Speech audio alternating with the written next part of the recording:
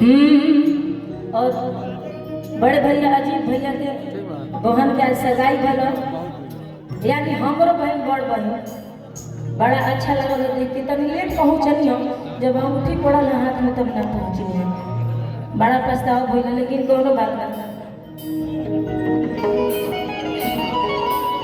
Hello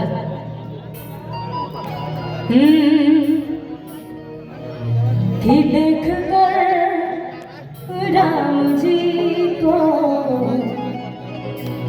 जनक नंदिनी,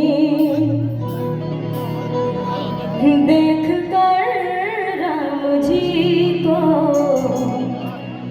जनक नंदिनी,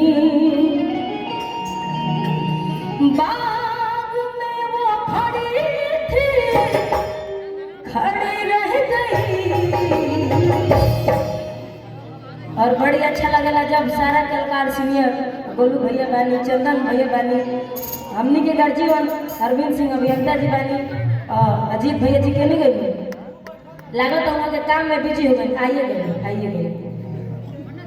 बड़ी अच्छा लगला सब कोई के सामने अगर गाय के मौका मिलेला, ऐसे तो आदमी हमेशा यहाँ लोग के देख के सुन के गावे के सीखले बा, जिंदगी भर सिखाबे करी देख के यहाँ से, तो बड़ा ही अच्छा लगला जब सामने गावे के मिले।